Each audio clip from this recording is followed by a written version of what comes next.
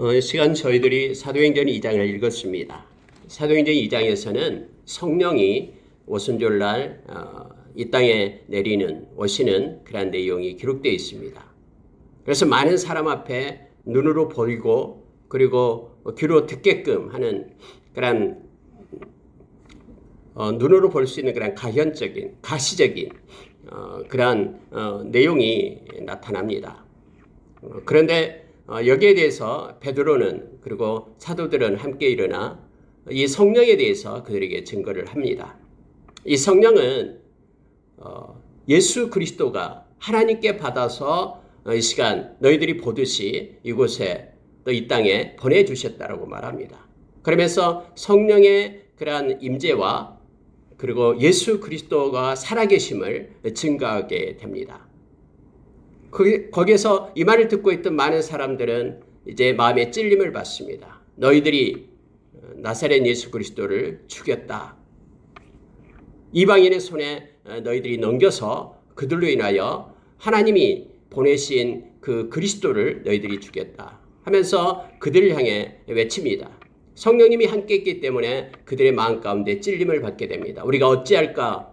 어떻게 하면 되냐라고 그들이 물을 때에 그들은 회개하고 베드로가 외치죠. 회개하고 세례를 받고 그리고 예수 그리스도를 믿을 것을 말합니다. 그러면은 성령의 선물을 받을 것이다. 또 다른 성경에는 성령을 선물로 받을 것이다 라고 외칩니다. 그래서 그들이 회개하고 세례를 받으면서 주님께로 돌아옵니다. 거기에서 성경은 그렇게 말해주고 있죠. 세례를 받음에 이날의 신도의 수가 3,000이나 더하더라 해서 3,000명이 회개하고 돌아오는 하루에 그런 역사가 성령의 인도하심으로 인하여 있게 됨을 사도행전 2장은 우리에게 가르쳐줍니다. 그리고 나서 회개하고 돌아온 그래서 성령을 받고 성령의 임재 가운데 있는 그들의 삶, 초대교회의 삶이 어떠한가를 뒤에 우리에게 가르쳐줍니다. 그들은 온전히 말씀을 기뻐하고 말씀을 받기를 원했습니다. 그리고 그들은 성령님께서 인도하심으로 인하여 하나의 한 성령님을 가진 그러한 그리스도 사람들이 되었기 때문에 서로 교제하고 서로 기뻐하며 섬기기 시작합니다. 또 자기의 것을 가지고 남을 나눠주는 그러한 나눔의 그러한 일들이 나타나게 됩니다. 그들은 온전히 힘써 성령의 인도하심을 받고 기도하기를 시작합니다. 그리고 그들의 마음속에는 하나님을 향한 찬양과 또 찬미가 가득했음을 성경은 나타내주고 있습니다. 이 모든 것들이 성령님께서 오셔서 성령님으로 인하여 믿는 자의 마음 가운데서 역사하시는 그런 내용들임을 성경은 가르쳐주면서 오늘날 저와 여러분으로 하여금 성령 충만한 삶을 살아갈 것을 말합니다. 우리가 성령 충만한 삶을 살아갈 때에 우리는 말씀을 사모하게 됩니다. 그리고 우리는 기도하는 자로 서게 됩니다. 뿐만 아니라 예수님께서 핏값으로 산 형제 자매를 사랑하며 섬기며 그리고 긍휼한 마음을 가지고 나누고 베푸는 삶을 살아가게 됩니다. 마음 가운데는 감사와 찬미가 일어서 하나님께 예배자로 서게 됨을 알게 됩니다. 그래서 성령 충만하지 않고는 이 그리스도인의 삶을 살 수 없음을 이 말씀 가운데서 우리가 발견하게 됩니다. 좀 더 여러분 구체적으로 말씀을 보고요. 기도하도록 하겠습니다. 2장 1절에 보니까 오순절 날이 이미 이름에 그들이 다 같이 한 곳에 모였더니 이렇게 되어 있습니다. 계속해서 예루살렘을 떠나지 않고 아버지께서 약속하신 그런 성령을 그들은 기다리며 기도하고 있었죠. 근데 오순절 날이 되었습니다. 예수님께서 승천하신 후에 약 10일이 지난 것이죠. 왜냐하면 6월절 다음에 50일이 지나면은 오순절이 되거든요. 근데 예수님께서 부활하신 후에 40일 동안을 이 땅에 머물고 가셨죠. 그리고 이제 오순절이 되기까지 10일 남은 거예요. 그래서 그들이 10일 동안 이렇게 계속해서 기도를 한 거죠. 물론 오순절 날 성령이 임할 것이다라고 약속한 적은 없습니다. 그러나 반드시 우리 주님께서 약속한 것이 올 것이다고 그때까지 계속해서 기다리라고 했기 때문에 제자들은 예루살렘을 떠나지 않고 기다리고 있었습니다. 이제 10일째가 되는 거예요. 그때가 오순절입니다. 오늘 2장 1절의 말씀처럼 오순절 날이 이르렀다고 말합니다. 그래서 그들이 다 같이 한 곳에 모였다 했는데 이 한 곳이 어디냐? 라고 말할 때 신학자들이 말이 많습니다. 마가의 타락방이 될 수 있다. 근데 그 뒤에 나타나는 현상을 보면은 아니다. 이것은 성전일 것이다. 예루살렘 성전의 어느 한 부분이었을 것이다. 이렇게 말하는 일도 있습니다. 어느 것이 됐든 상관이 없습니다. 그들이 모였다는 것이고요. 함께 기도하고 있었다는 것이고 그곳에 성령이 임하셨다라고 성경은 기록하고 있는 것입니다. 호련히 하늘로부터 급하고 강한 바람 소리가 있습니다. 원래 성령은 바람, 눈에 보이지 않는 바람은 소리였죠. 동일한 의미가 있죠. 이런 성령이 임하는 내용을 이렇게 가시적으로 우리가 볼 수 있게끔 기록을 하고 있습니다. 그 온 집에 가득하며 그곳에 있는 곳에 가득합니다. 눈으로도 보입니다. 마치 불의 혀처럼 갈라지는 것들이 그들에게 보였다라고 말합니다. 그래서 각 사람이 위에 하나씩 임하여 있더니 이렇게 되어 있죠. 그냥 통합적으로 임한 게 아니에요. 각 사람 한 명 한 명에게 하나씩 임했다라고 말하고 있죠. 원래 여러분 우리가 믿음은 각자와 하나님과의 관계입니다. 성령도 마찬가지입니다. 성령의 충만함도 성령도 각자와 하나님 성령님과의 관계 속에 있습니다. 오늘 거기에 모인 각각의 사람 위에 그러한 불의 혀처럼 갈라지는 것이 임하여 있었다라고 성경은 표현해 주고 있습니다. 그랬더니 그들이 다 성령의 충만함을 받았다라고 말합니다. 그러니까 성령이 임재하고 성령의 충만함이 그들에게 있게 되었다라고 말합니다. 그래서 성령께서 그들에게 말하게 하심을 따라 그들이 다른 언어로 말하기를 시작하느라면서 그들 모두에게 방언이 임했다라는 것을 말하고 있습니다. 물론 여러분 우리가 고린도전서 12장에 보면은 9가지 성령의 은사들을 쭉 기록하면서 그중에 방언 그리고 방언 통역이 하나의 은사로 나옵니다. 은사는 선물이죠. 선물은 그냥 받는 것입니다. 그래서 성령님께서 성령의대로 각각의 사람들에게 그렇게 은사를 주시는 것입니다. 오늘날 오순절 그런 계통의 교회에서는 이 성령을 받은 그런 증거를 갖다 이 방언에 있다라고 말하고 있습니다만은 또 고린도전서 12장의 말씀에 의하면 방언도 은사이기 때문에 받은 사람도 있고 받지 못한 사람도 있다. 그러나 그것이 성령이 그 안에 계시고 안 계시고의 그러한 증거는 되지 못한다라고 말하고 있습니다. 말씀대로 대부분의 사람들이 이렇게 성령에 임했을 때 오늘 여기에 모인 사람처럼 방언을 받았다라고 말합니다. 또한 여러분 이 방언도 여기에 보니까 이들은 각각의 언어들 다른 언어들로 말하기 시작했다. 그러게 되니까 이 언어를 주변에 있는 사람들이 있었다는 걸 알게 되죠. 그래서 많은 사람들이 이렇게 큰 소리로 소동이 일어나는 걸 보고 다 신기하면서 주변에 몰려들기 시작했습니다. 이걸로 봐서 여러분 이게 예루살렘 성전일 것이다라고 말합니다. 주변에 많은 사람들이 몰려들어 가지고 보고 있기 때문에요. 그런데 거기에 있는 사람들은 이거 각각의 그런 사람들이에요. 각 사람이 난곳 방언으로 듣게 되었다. 그러니까 언어로 그들이 들을 수 있는 언어로 지금 방언하고 있다라는 걸 보게 됩니다.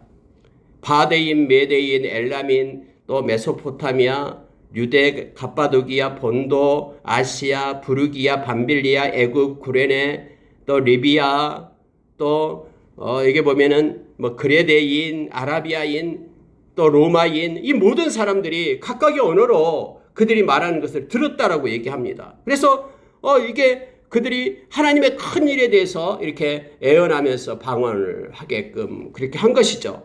그래서 깜짝 놀랍니다. 그래서 많은 사람들은 우리가 방언을 할 때 이렇게 각 나라의 언어로 방언을 한다라고 말을 합니다. 물론 여기 여러분 사도행전 2장에서는 그들이 모여서 처음에 이렇게 방언으로 성령이 임하고 방언으로 기도할 때 각 나라의 언어로 이렇게 방언을 했음을 보게 됩니다. 그런데 여러분 고린도전서 14장에 보면은요 성경은 방언과 예언에 대해서 우리에게 말하는데 그렇게 말하고 있습니다. 방언은 다른 사람들이 알아들을 수 없기 때문에 이건 자기에게만 유익하는 것이다. 그렇게 얘기하고 있죠. 많은 사람들 앞에서 그래서 애언을 하기를 힘쓰라라고 말합니다. 여러분 여기에서 고린도전서 14장에서의 방언은 일반 언어가 아니에요. 다른 사람들이 알아들을 수 없는 그런 성령이 주시는 그런 언어라는 걸 알게 되죠. 그래서 여러분 이걸 한 가지만 가지고 주장해서는 안 됩니다. 그래서 어떤 방언은 이렇게 언어로도 하나님 필요에 따라서 이렇게 방언을 하게끔 합니다. 여기서처럼요. 그래서 여기서는 주변에 많은 사람들, 각 도에서 온 그러한 사람들이 있었기 때문에 오순절날요. 그래서 하나님께서는 그들에게 다른 언어로, 그들의 언어로, 들을 수 있는 언어로 그렇게 방언하게끔 그렇게 한 거고요. 또 고린도전서 14장에서는 알아들을 수 없는 그런 방언을 말하고 있죠. 그래서 여러분, 이걸 한정시키지 말고 방언은 때로는 언어로 할 수도 있고 때로는 알아듣지 못하는 말로도 할 수 있다라고 성경이 그렇게 증거해 주고 있음을 보게 됩니다. 여러분, 이것은요, 예수님께서 그렇게 약속하신 대로 그대로 말씀이 성취된 것임을 말하고 있습니다. 많은 사람들이 와서 말합니다. 야, 이거 어찌된 일이냐 하면서 깜짝 놀랍니다. 그런데 그 중에 어떤 사람은 조롱하는 사람들도 있다라고 말합니다. 그들이 말하기를 그들이 새술에 취했다. 아침 일찍부터 그들이 취했다라고 말합니다. 이때 시간이 바로 3시거든요. 3시는 바로 9시죠. 9시부터 술에 취해서 그렇다라고 막 낄낄거리면서 조롱하는 사람들이 있습니다. 그러나 베드로는 일어서서 그들에게 말합니다. 베드로가 서서 소리를 높여서 거기에 모인 모든 유대인들과 예루살렘에 사는 모든 사람들 향하여 외치기 시작합니다. 여러분, 베드로가 원래 배움이 없는 사람이잖아요. 어부였잖아요. 그래 다음에 산헤드린 공회원들 앞에서 베드로가 큰 소리로 외칠 때에 저 사람이 왜 이렇게 지혜가 있냐라고 막 깜짝 놀라잖아요. 그는 범인, 보통 사람인 줄 알았는데 이렇게 놀라운 지식이 있다고 말하고 있죠. 여러분, 성령님께서 임하니까 지혜를 주시는 거예요. 그리고 용기를 주고 힘을 주는 거예요. 담대하게 베드로가 일어나서 그들을 향해서 외치기 시작한 겁니다. 지금 이렇게 외치는 거예요. 지금 때가 제3신이 너희 생각과 같이 이 사람들이 취한 것이 아니다. 무슨 9시부터 취해 있는 사람이 있겠느냐. 취한 것이 아니고 이것은 지금 성경이 말하고 있는 약속이 성취되는 것이다 라고 말하는 거예요. 예수님께서 말씀하신 것이 성취된 것이다. 이것을 말하기 전에 그들은 다 구약 성경에 능통한 이들이기 때문에 요엘서를 가지고 말합니다. 요엘서 2장 28절 이하의 말씀을 가지고 하나님께서 요엘 선지자를 통해서 미리 그렇게 예언했던 말씀이 지금 성취되고 있다. 이걸 보라라고 말합니다. 하나님이 말씀하시기를 말세에 내가 내 영을 모든 육체에 부어주리니 너희 자녀들은 예언할 것이요 너희 젊은이들은 환상을 보고 너희 늙은이들은 꿈을 꾸리라 라고 말하지 않았느냐. 하나님이 내 영을, 성령을, 하나님의 영을 사람들에게 부어주겠다고 약속하신 그 말씀이 지금 성취되었다. 너희가 지금 목도하고 있다라고 베드로가 외치기 시작합니다. 성령이 임하면은 자녀들은 애원한다라고 말합니다. 다시 말하면은 지식이 없고 경험이 없는 그들이 성령의 의지에서 하나님의 말씀을 애원할 수 있는 능력이 생긴다라는 거예요. 이것은 성령께서 임했기 때문에 나타나는 현상이다라고 말합니다. 젊은이들이 환상을 보기 시작합니다. 젊은이들은요, 눈에 보이지 않는 것은 믿지 않아요. 그런데 젊은이들이 이제 성령께서 인도하신 대로 환상을 보면서 그들의 앞길을, 그들의 꿈을, 또 그들이 무엇을 해야 될 것인가를 성령의 인도하심을 받게 되는 현상이 나타난다라고 말합니다. 또한 여기서는 늙은이들이 꿈을 꾸리라고 말합니다. 여러분, 나이가 들고 이제 연세가 많아지면은 이제 꿈이 사라져요. 그런데 성령이 임하면은 하나님의 나라에 이르기까지 그 남은 생활 동안 그 마음속에 꿈이 생기는 거예요. 우리가 숨 쉬고 있는 순간 동안 성령께서 인도하심을 받으면서 마음속에 그런 꿈이 넘쳐서요, 힘이 나고요, 용기를 가지고 남은 생을 끝까지 경주할 수 있는 거예요. 이와 같은 현상들이 성령이 임할 때 나타난다라고 지금 요엘 선지자가 말한 것을 가지고 베드로가 외치기 시작하는 거예요. 여러분 기억하십시오. 성경에서 요한복음 16장에서 그렇게 말하죠. 보혜사 성령이 너희에게 오면은 그 성령님은 너희에게 말씀을 가르칠 것이라고 얘기합니다. 하나님의 말씀이 생각나게 할 것이다라고 말하고 있는 것이죠. 그리고 진리의 말씀 가운데로 너희를 인도할 것이다. 진리 가운데로 인도할 것이다라고 말합니다.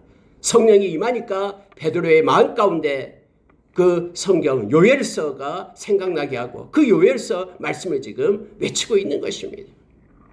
그래서 여러분, 말씀 충만과 성령의 충만은 언제나 같이 가요.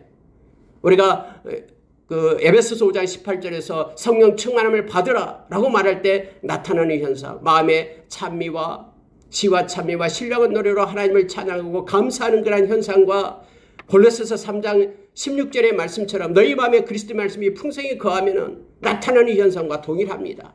성령님은 이처럼 말씀을 우리에게 주시며 말씀 가운데로 인도하기 때문에 그렇습니다.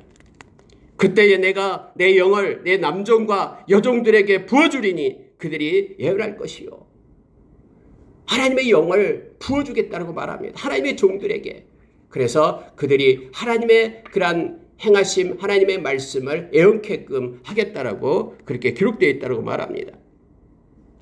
20절에 보니까 주의 크고 영화로운 날이 이르기 전에, 여러분 주의 크고 영화로운 날은 우리 주님이 오시는 날이에요. 재림의 날입니다.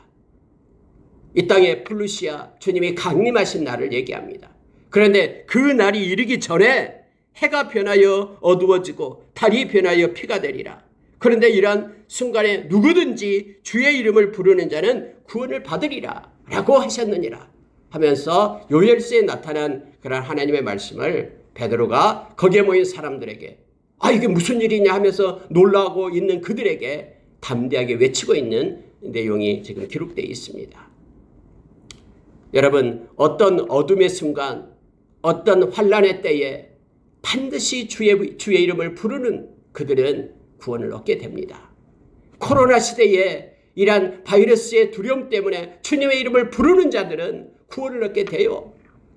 우리가 베드로후서 3장 8절 이하에서 하루가 천년같이 천년이 하루같이 주님의 오실 날이 그렇게 이루어지고 더디고 있는 이유가 뭐냐면은 한 생명이라도 회개하고 구원에 이르게끔 하기 위함이다라고 성경은 말해주고 있습니다.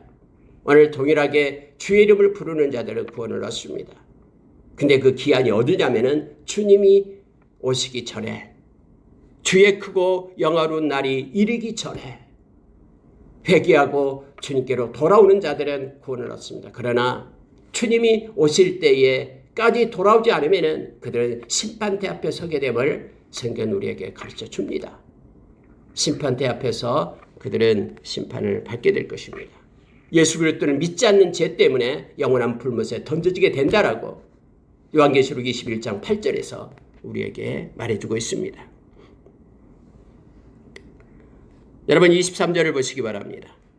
그가 하나님께서 정하신 뜻과 미리 아신 대로 내준 바 되었거늘 너희가 법 없는 자들의 손을 빌려 못 박아 죽였으나 하나님께서 그를 사망의 고통에서 풀어 살리셨으니 이는 그가 사망에 매어 있을 수 없었습니다. 하면서 이제 요엘서에서 예수 그리스도를 증거하고 있는 베드로 사도의 모습을 보게 됩니다. 예수 그리스도를 증거하는 것입니다. 예수님은 하나님께서 정하신 뜻 그리고 미리 아신 대로 많은 선지자를 통해서 그렇게 하나님께서 말씀하신 대로 내준 바 되었다라는 거예요. 십자가에 내준 바 되었다. 그의 생명을 내준 바 되었다. 그래서 빌라도에 의해서 법 없는 자들의 손을 빌려서 너희들이 못 박아 죽였다. 그러나 하나님께서는 그를 사망의 고통에서 살리셨다. 부활하게 하셨다. 왜냐하면 그는 생명이시기 때문에 사망에 매여 있을 수 없다. 있을 수 없었음이라고 외칩니다. 여기에 대해서 다윗은 이렇게 증거했다 하면서 이제 여러분 그 베드로가요 이제 다윗의 그런 글을 가지고 말하고 있는 것입니다. 시편에 나와 있는 시편 16편에 나와 있는 그런 다윗의 시를 가지고 담대하게 증거하고 있는 거예요. 그러니까 여러분 이 말씀은요 뭐 세상의 어떤 지식으로 논리로 설득하는 게 말씀이 아니에요. 말씀은 베드로처럼요 하나님의 말씀을 그대로 증거하는 거예요. 이 말씀은 요엘서를 가지고 그다음에 시편을 가지고 베드로 사도가 지금 거기에 모인 사람들을 향해서 외치고 있는 것을 보게 됩니다. 내가 항상 내 앞에 계신 줄을 배웠으며 다윗이 그렇게 말하고 있는다는 거예요. 내 앞에 계신 줄을 배웠다라고 말합니다. 나로 요동하지 않게 하기 위하여 그가 내 우편에 계시도다. 나는 주님 앞에 있다. 코람디오를 얘기하고 있는 것이죠. 다윗이 그렇게 고백하고 있는 거예요. 그러므로 내 마음이 기뻐하였고 내 혀도 즐거워하였으며 내 육체도 희망에 거하리니 라고 말합니다. 어떤 고난의 때가 온다 해도 내가 주님 앞에 있기 때문에 살아계신 주님 앞에 있기 때문에 내 마음은 기쁨이 오고 즐거움으로 가득 차고 또 절망이 아니라 희망 가운데 거하게 된다라고 그렇게 다윗이 고백하고 있다라는 거예요. 이는 하면서 27절 보십시오. 내 영혼을 음부에 버리지 아니하시며 주의 거룩한 자로 썩임을 당하지 않게 하실 것이미로다. 이 다윗은 부활의 신앙이 있었다라는 거예요. 구약에는 여러분 천국과 이 부활에 대한 내용이 별로 없어요. 그러나 다윗은 부활의 신앙을 가지고 있다는 걸 말합니다. 내 앞에 계신 그 주님께서 음부에 버리지 않고 그리고 거룩한 자로 썩임을 당하지 않게 하실 것이다 하면서 부활을 말하고 있는 것을 보게 됩니다. 근데 여러분 이걸 가지고 있을 때요, 내 앞에 계시는 주님이 부활의 주님이기 때문에 나도 그렇다라고 말하고 있는 것입니다. 자, 31절에 보면은 미리 본 거로 그리스도의 부활을 말하되, 이렇게 말합니다. 미리 본 거로 다윗이 지금 그리스도의 부활을 말하고 있다. 그가 음부에 버림이 되지 않고 그의 육신이 썩음을 당하지 아니하리라 하더니 라고 말하고 있는 것이죠. 음부에 버리지 않고 하나님의 나라에 임하게 된다라는 거죠. 그리고 육신이 썩임을 당하지 아니하리라 하더니, 이것은 부활의 모습을 말하고 있다라는 겁니다. 미리 그리스도의 부활을 그가 말하고 있다 하면서 그리스도의 부활 때문에 그도 역시 부활의 자녀가 될 것을 지금 다윗이 말하고 있다라고 말하면서 구약의 말씀을 가지고 지금 지금의 상황을 이 베드로가 풀어내고 있음을 보게 됩니다. 이 예수를 하나님이 살리신지라 우리가 다 이 일의 증인이로다 하면서 부활하신 주님을 말씀하고 있는 것입니다.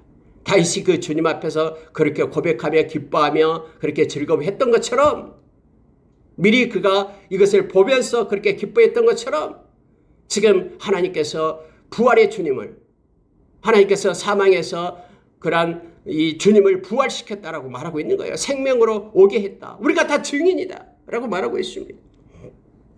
하나님께서 살리셨다. 그리고 하나님이 오른손으로 예수를 높이심에 그가 약속하신 성령을 아버지께 받아서 너희가 보고 듣는 이것을 부어주셨느니라. 명확하게 말합니다. 주님께서 말씀하신 대로 약속한 것을 기다리라.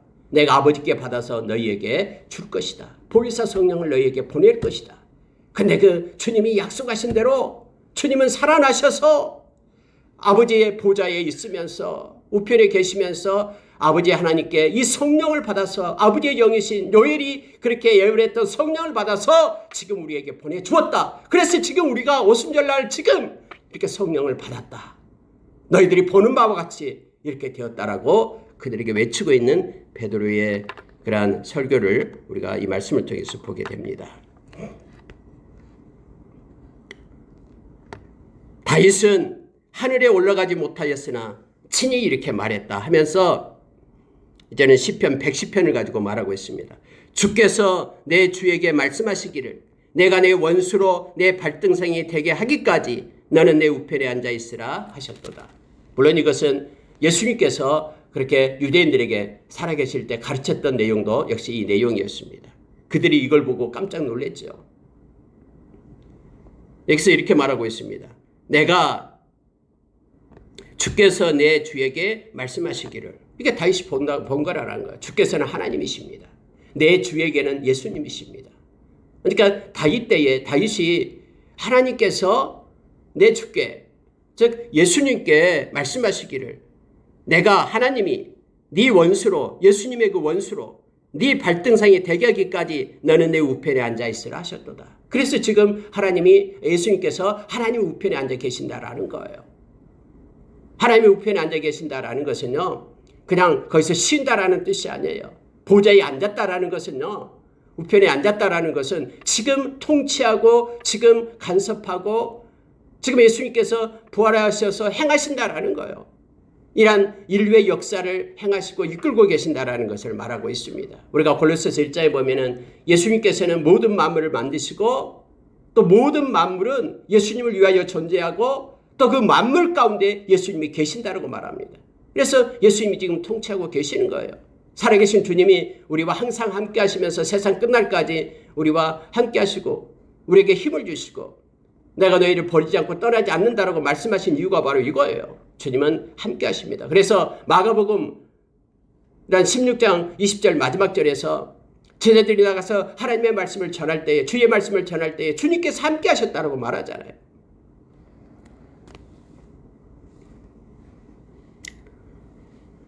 베드로 사도는 그렇게 외칩니다. 36절에서 그런즉 이스라엘의 온 집은 확실히 알지니 너희가 십자가에 못 박은 이 예수를 하나님이 주와 그리스도가 되게 하셨느니라. 이거 분명히 알아라라는 거예요. 하나님께서 예수 그리스도를 주로 세웠다라는 거죠. 아도나이, 이 주로 세웠다라고 말합니다.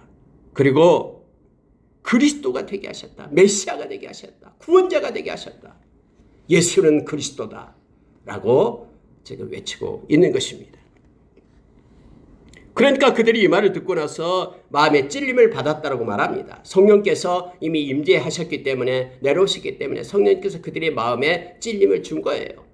그래서 마음의 찔림을 받고 그들이 우리가 그러면 어찌할꼬 라고 말할 때에 우리가 이 말씀을 너무나 잘 알고 있죠. 38절 보십시오. 베드로가 이르되 너희가 회개하여 각각 예수 그리스도의 이름으로 세례를 받고 죄사함을 받으라. 그리하면 성령의 선물을 받으리니 이 약속은 너희와 너희 자녀와 모든 먼 데 사람 곧 주 우리 하나님이 얼마든지 부르시는 자들에게 하신 것이라 하고, 이 약속은요 지금 너희들뿐만 아니라 너희의 자녀들 또 저 먼 데 있는 열방의 곳곳에 있는 모든 사람에게 하신 약속이다라는 거예요. 어떤 약속이요? 회개하고 예수 그리스도를 믿고 세례받고 제사함 받는 것. 그러면은 성령의 선물을 받게 될 것이다. 또 다른 성경에는 성령을 선물로 받게 될 것이다. 두 가지가 다 해석이 됩니다. 예수 믿으면은 우리 가운데 성령이 오십니다. 그래서 우리 가운데 성령이 없는 사람은 예수 믿는 사람이 아니에요. 크리스천이 아니다라고 얘기합니다. 성령님은 우리로 하여금 하나님을 사랑하는 마음을 우리 가운데 부어줍니다. 그래서 예수 믿는 사람들은 모두가 다 하나님을 사랑하는 자가 됩니다. 성령께서는 우리가 구원의 날까지 우리를 절대 떠나지 않습니다. 그래서 너희는 성령을 근심하게 하지 말라라고 에베소서 4장 30절에서 말합니다. 우리가 이 세상 떠날 때에 우리가 예수 믿는 사람이다라는 것을 증거해 주는 분이 바로 성령님이십니다. 우리를 떠나지 않았기 때문에 로마서 8장 15절 이하에서 우리에게 가르쳐 줍니다. 그래서 하나님께서 우리를 위하여 금거든 하나님의 나라를 유업으로 받게끔 하는 분이 바로 이 성령님이십니다. 성령을 선물로 받게 된다라고 말합니다. 근데 성경은 우리가 회개해야 되고요. 또 그리스도의 이름으로 세례를 받고 제사함을 받아라라고 얘기합니다. 여러분, 회개한다라는 것은 하나님께로 돌아온다라는 것이에요. 우리의 마음이, 우리의 삶이 하나님께로 돌아와야 됩니다. 이게 회개입니다. 메타노이아라는 회개는 돌이킨다라는 것입니다. 가던 길을 멈추고 하나님께로 돌아오는 것입니다. 그리고 세례를 받는다라는 것은, 세례는 연합을 나타낸다고 했죠. 세례는 연합입니다. 그리스도와 연합된 자, 그리스도의 제자가 되는 걸 얘기합니다. 로마서 6장에서 그렇게 말합니다. 그리고 여기서 말하는 이제 물세례는 이 사람들 앞에서의 고백입니다. 나는 이제부터 하나님의 백성이 되었다. 나는 이제부터 하나님의 자녀가 되었다. 나는 이제부터 예수 그리스도의 제자가 되었다. 라고 많은 사람 앞에 또 하나님 앞에서 드리는 신앙의 고백이 바로 이 세례입니다. 지금은 그렇지만 그때 초대교회나 또 많은 중세시대 때 그때는요 이 세례 받는다라는 거 처음이에요. 초창기예요. 중세시대 초창기예요. 그때는 세례 받을 때는 이 생명을 걸고 세례를 받습니다. 내가 그리스도에게 속했다. 왜냐하면 그리스도에 속한 사람은 다 잡아서 죽였거든요. 초대교회 때요. 그렇기 때문에 생명 놓고 생명을 걸고 이 세례를 받는 것입니다. 예수님께서 우리에게 약속하신 대로 예수님이 오신 목적대로 우리가 제사함을 받게 됩니다. 그러면은 성령님께서 우리에게 오셔서 함께 하시고 떠나지 않고 또 우리를 인도하심을 성경은 가르쳐 줍니다. 그랬더니 사람들이 세례를 받았다라고 말하죠. 41절에요. 그 말을 받은 사람들은 세례를 받으며, 이 말은요 세례를 받은 것은 표시다고 했잖아요. 예수님을 영접하고 예수님과 연합하고 내가 회개하고 돌아왔다는 그 표시로 세례를 받는 거예요.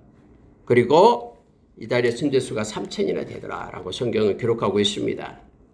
그러면서 여러분 42절부터요 47절까지는 이제 그들이 회개하고 돌아와서 성령의 사람이 되고 크리스천이 된 그런 삶의 모습들을, 초대교회의 아름다운 삶의 모습들을 지금 기록해 주고 있습니다.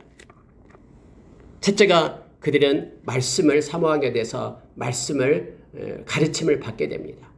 말씀이 꿀송이처럼 달게 느껴지게 됩니다. 이 진리에 대한 사랑이 그들의 마음 가운데 있게 됩니다. 왜냐하면 성령님께서 진리 가운데로 인도하기 때문에 그래요. 말씀을 사모하게끔 그렇게 합니다. 마지막 때는 말씀의 사모함이 없을 때는 미혹을 받아서 떠나가게 된다고 데살로니가 후서에서 2장에서 우리에게 가르쳐 주잖아요. 자, 그들이 사도의 가르침을 받아 이 말은 말씀 받기를 기뻐했다라는 것입니다. 말씀을 사모합니다. 그리고 교제하고 코이노니아, 서로 형제와 교제하면서 그들의 하나의 사귐이 있었다라고 말합니다. 요한일서 1장에서 하나님 아버지와 성령님과 예수 그리스도와 그리고 믿는 자들과 하나의 사귐, 코이노니아가 있게 된다고 말합니다. 오늘날 교회 공동체는 이러한 사귐 가운데, 코이노니아, 교제 가운데 있게 됨을 우리가 압니다. 그리고 떡을 떼며, 이것은 서로 나눔을 얘기합니다. 떡을 떼며 같은 마음으로 떡을 떼며. 자, 여러분 46절에도 날마다 마음을 같이하여 성전에 모이기를 힘쓰고 집에서 떡을 떼며 기쁨과 순전한 마음으로 음식을 먹고, 이것은 서로 교제를 얘기합니다. 서로를 존중하면서 사랑하면서 섬기는 그런 일들이 초대교회에 있게 되었다라고 말하고 있습니다. 그리고 오로지 기도하기를 힘쓰니라. 기도했다라고 얘기합니다. 오로지 기도하기를 힘쓴다. 우리가 말씀과 기도로 우리가 거룩하게 된다고 성경에 말해주고 있죠. 디모데전서 4장 5절에서요. 성령께서 이끄시고 인도하는 그러한 곳은 언제나 말씀과 기도가 있습니다. 왜냐하면 성령님은 거룩한 영이고 또 하나님의 백성들은 거룩한 백성, 거룩한 무리, 성도, 세인트이기 때문에 그렇습니다. 그래서 말씀과 기도가 언제나 성령의 충만함 때는 같이 옵니다. 그리고 뿐만 아니라 이와 같을 때에 47절을 보십시오. 하나님을 찬미하며 또 온 백성에게 칭송을 받으니 라고 되어 있습니다. 하나님을 향한 찬양과 감사가 넘치게 됩니다. 이게 성령 충만한 삶의 모습이죠. 그래서 여기에 나타난 것들은 우리가 예수 그리스도를 믿고 또 성령의 이끌림을 받고 성령에 충만하게 될 때 우리는 말씀을 사랑하게 되고 서로 섬기며 베풀고 교제하고 나눔의 삶이 일어나고 하나님 앞에 전적으로 성령의 기도를 하면서 이끌리게 되고 또 마음 가운데는 찬양과 찬미로 가득하고 감사의 삶을 살게 되는 모습을 성경이 이렇게 우리에게 가르쳐주고 있습니다. 주께서 구원받은 사람을 날마다 더하게 하시니라 해서 성경은 분명하게 말합니다. 사도들이 구원받은 사람을 날마다 늘어가게 했다라는 게 아니에요. 오늘은 주께서 이렇게 말하죠.